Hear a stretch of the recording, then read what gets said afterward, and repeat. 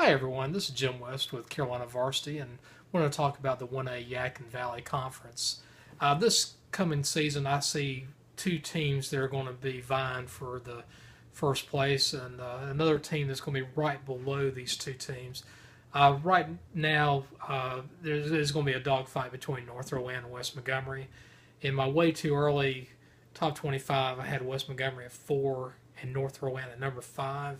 And right now, from the information I've received, North Rowan might be just a little bit better than West Montgomery. I think West Montgomery has a little bit more upside to them than North Rowan, but North Rowan might be a little bit more polished, might be a little bit more strong. And I do think West Montgomery might be more athletic. So it's going to be interesting. Right now, I'm going to go with number 1 with the North Rowan Cavaliers. Although my previous conference predictions had West Montgomery number 1, I will switch and go to North Rowan at this point. I think North Rowan is going to be a very good team. I think they have probably the best defense in the conference.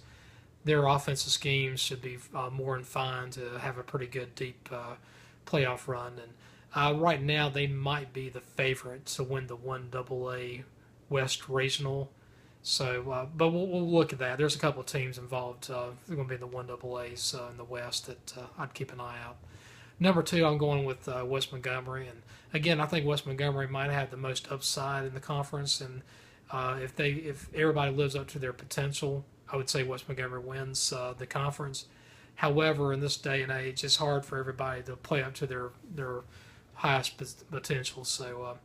I will say West Montgomery might be a little bit short in the tooth this coming season. Their defense, that's what I probably want to look at more than anything else. Will their defense gel as the season progresses? We'll find out. So, but right now we got West Montgomery at number 2. North Stanley I have as number 3, and just to make everybody know that I am a North Stanley graduate in 1989, and of all the teams in the NCHSAA that played football. I am a little bit partial to North Stanley, but I'm probably a little bit harder on them than most. Got to give out a shout to Coach Crisco. His grandfather and my father are really close friends, worked with each other at the Department of Transportation right away for probably 20 years. And very good family, the Criscos. And Coach Crisco is a very solid coach, and he'll do a really good job this coming season. Will North Stanley win the conference? I don't think so. But you know what? I'm not going to say they won't. It's not out. I'm not going to give them 0% chance, but it's going to be hard. Number 4, I'm looking at it. Who would be the 4th best team? I got to go with the Mustangs at Northmore. I think they're going to be a little bit down this coming season. But you know what? They're down, but they're not. I wouldn't call them out, but they're the best of the rest. 5 and 6, it's going to be a battle between Albemarle and South Stanley.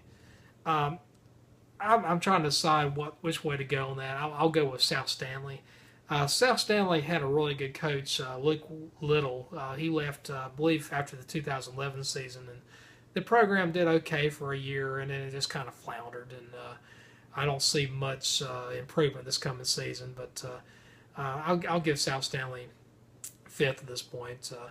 And Albemarle, I'm going to give a 6. They ran a single wing last year under Jimmy Mason, and Albemarle's been kind of struggling for, gosh, it seems like forever. This is going to be the 6th year when they have a new coach. They've gone from Danny Akins to Seth Smith to Coach Talbert to Coach Phil Smith, and then last year was Phil Mason, and now they have a new coach. So we'll see on that. There's a lot of political unrest in Albemarle, but right now I don't think they're going to be any higher than 6. 7th, I'm going to give with Chatham Central. I'm going to give them the edge over South Davidson. The only reason why is because Chatham Central has not forfeited a game like South Davidson did last year. South Davidson, I do have them in the caboose, 8th. If they're able to get 20 players to play every game this season, that'll be a very good movement towards for that program. But South Davidson is going to be struggling this coming season. Well, thank you for listening to me. This is Jim West with Carolina Varsity, and I hope you have a great day.